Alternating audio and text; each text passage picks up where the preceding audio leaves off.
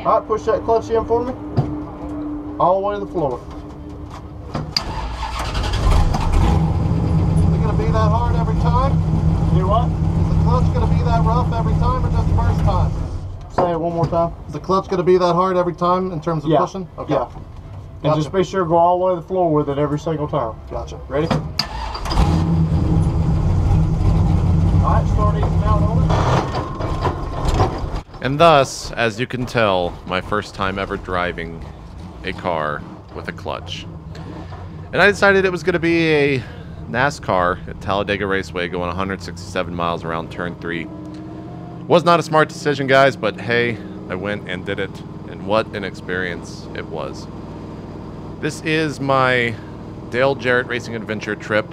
10 laps around Talladega Raceway out in Talladega, Alabama.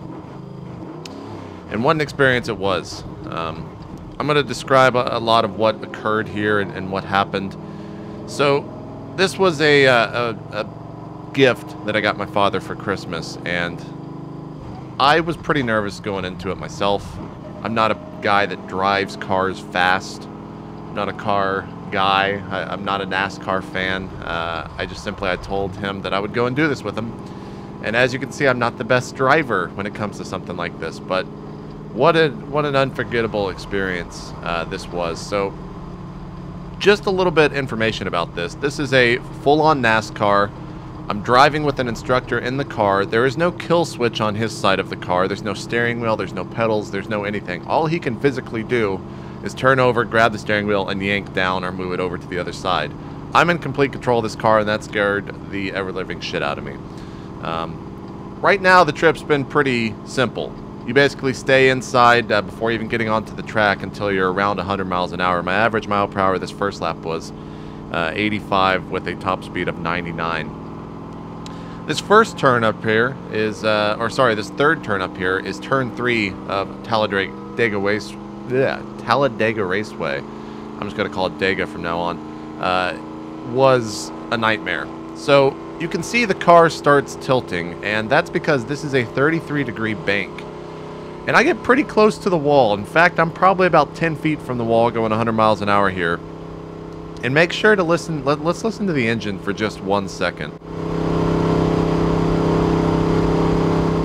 That's pretty light and pretty quiet part of this engine. If you actually fast forward towards the end of this video, you can completely tell the difference in that. What happened the first 2 turns or really the first 5 turns going into this, was I wasn't taking it. When you go up on the bank, you're supposed to go up high and come down low. There's another car coming on the racetrack, scared the crap out of me. I knew he wasn't going to hit me, but when you go up on that first bank, you're supposed to go up high and then come down low so you can get a better line and get better speed, and also kind of use that to get more speed coming down. And I knew that, but I didn't really do that until the 5th or 6th lap.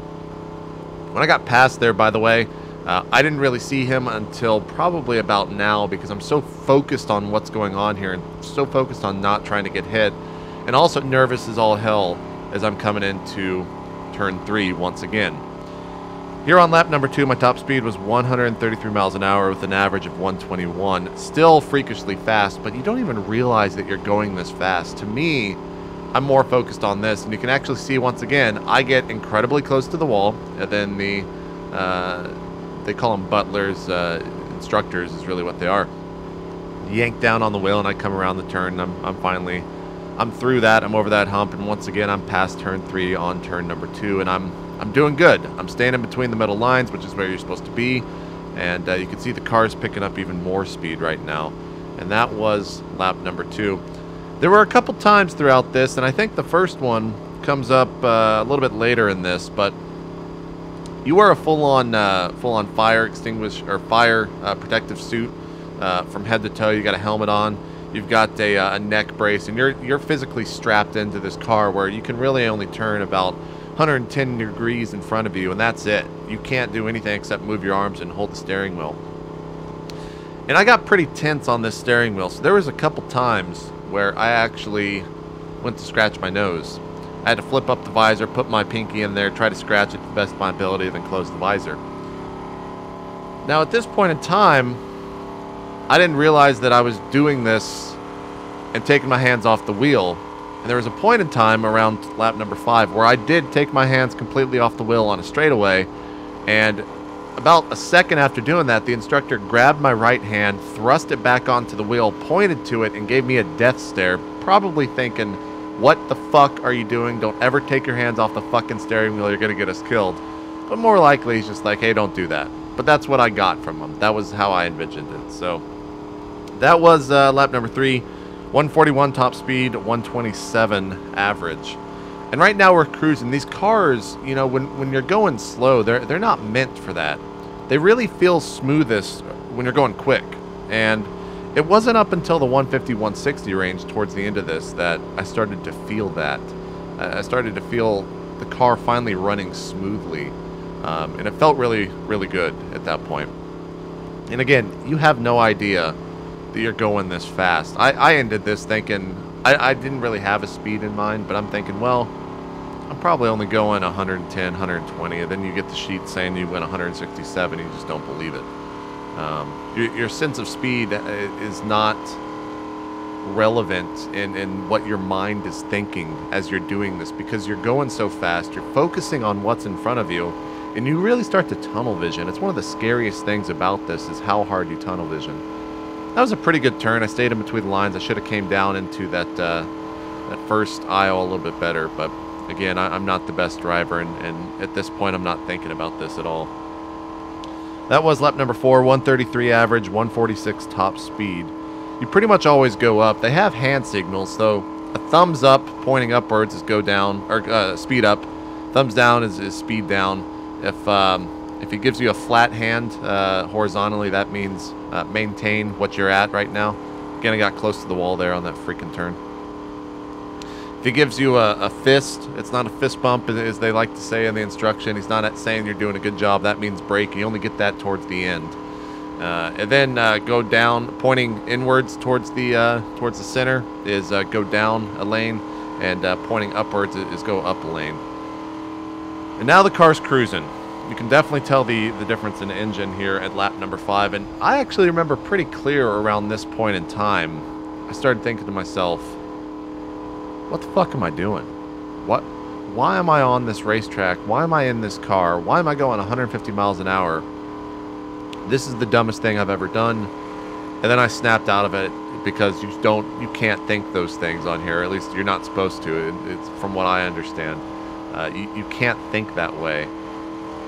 And then right here, I'm thinking, you know, this is a straightaway. If I just turn right, I'm going to roll this car and probably end up killing myself. And then I just like, all right, no more negative thoughts. We got to stop it. We're done. Let's just focus on driving. And that's the most mental drifting that happened in my head. So that was this is going in turn number 5, or lap number 5. Sorry, 138 average, 151 top speed. The car is cruising. The car is in where it needs to be. And on this straightaway, I notice, oh my God, there's a car in front of me.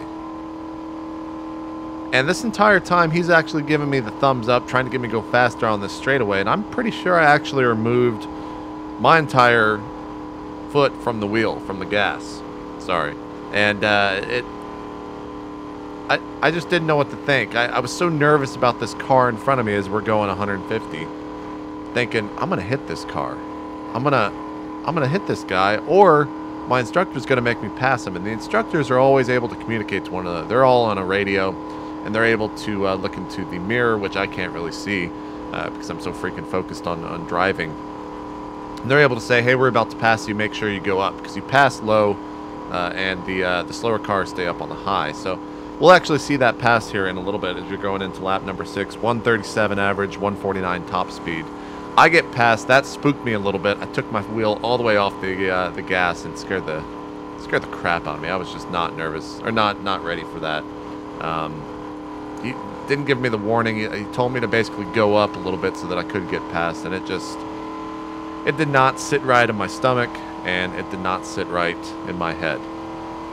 Now I'm really giving it some gas here, trying to catch back up. I dropped down to 149 top speed here, 137 average, because I did get past. But you're going to see a pass here coming up soon. You can actually see a pass there in the center. The sun kind of blared it out. But it's a pretty...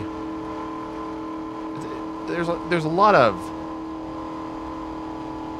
chemicals going through your mind and through your body at this point, adrenaline and whatnot, that really keep you in check. And when you do something like that, it feels like I don't even remember the sensation. In fact, I don't even remember the moment it happened because I was so freaking worried about it. This is lap number 7, I do believe. 139 average, 152 top, and this is where I really start speeding up. The next lap is 162, 164, then 167. I start really going quick here. You can see the car is actually shaking because of it. And I have no idea, by the way, when I'm driving this, that I'm, you know, in lap number 6, lap number 7, etc. I'm thinking, when the hell is this going to be over? I got to get out of this car because this is a lot. When you take this bank, by the way, you're pulling the equivalent G's of a jet fighter. I didn't know what that was going to be like. I actually did really well on this turn right here in terms of coming down and getting a better line. And it feels like the back of the car is actually, when you watch like Tokyo Drift or Fast and the Furious and they do these crazy drifts out where the back flies over into the side, that's what it felt like. It didn't feel like you were just taking a normal turn. It felt like the back of that car was swinging against the wall and you were about to go smashing into it. So it scared the hell out of you every time. I think I end up doing my pass here pretty soon. I catch up to this car in front of me, I do believe, as we're going into lap number 8. 162 top speed, 148 average here. On the straightaways is really where you get the speed in. You never brake, by the way, throughout all of this. You only brake at the end once. He's giving me the thumbs up here, telling me to get as much speed as I can. You can actually see the car start to shake, car start to rumble because we are going so quick. I hit this turn and I'm just like, oh fuck, it's the turn again. I'm gonna feel these G's, it's gonna feel weird. And he yanks on the steering wheel right here. And I'm just like, oh god, get me through this turn. I'm going way too quick, I'm going way too fast. It's the fastest I've been yet. And we're out. We're out of the turn, we're on to another straightaway. I'm feeling better. I'm feeling good. We're doing it. We're gonna do this. I've got like 2 laps yet left. I believe this is lap number 8 or 9. I actually lost count here. Going 164 top, 151 average. I want to say this is where I actually pass.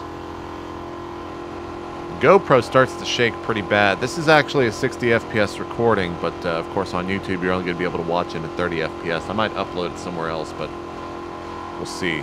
And I got a pretty good line on this. I see that car in front of me. And I know that I'm about to pass him because of how fast I'm going. 164 on this straightaway. We're going into this turn. I see that car on the low end. I'm thinking, oh god, he's going so slow. We're just going to pass him real quick here on this this bank. No problem. Then I'm thinking, oh god, I got to pass this car in front of me. The instructor's telling me to go down. He's actually forcing the wheel down. Look how close I get to this car. In my head, I'm just like, oh fuck, oh fuck, oh fuck, oh fuck. Okay, we passed him. We're good. We're good. Get back over. Get back over. I keep driving. And I made it through. I only passed a single car. I probably didn't want to do more than that. I know my father passed 2 and got passed once, I think. Or maybe he never got passed. I'm not too sure about his driving experience. But yeah. This is the final lap here, I do believe. 167 was my top speed for this lap and my top speed for the entire race with a 154 average. And yeah, okay, yeah. So right here, you actually start to slow down before even going in turn 3. He basically tells you to hit to brake all the way, and I'm just slamming on the brake at this point. You can see we actually almost stopped going around this turn because I'm just, the adrenaline's starting to come out. I'm starting to realize what's going on. And it's nuts. It's absolutely nuts. Getting past it. I think what happens here at the end and what I say to this guy when he asks me a question at the end of this really solidifies this entire experience. Is just absolutely insane. If you want to find more information out, you can go over to racingadventure.com. I'm not getting paid or anything for this. It's truly something you need to go experience if you want to. If this is something that interests you.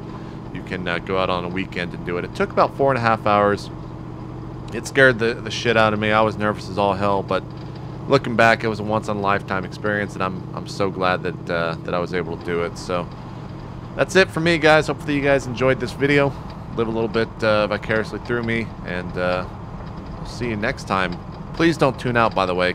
Watch what I say here to this guy at the end, because it's quite funny. I'm JP McDaniel, signing out.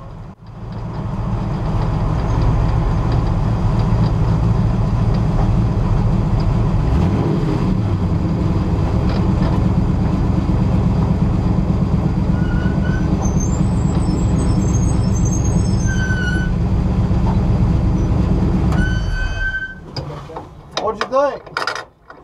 I don't know.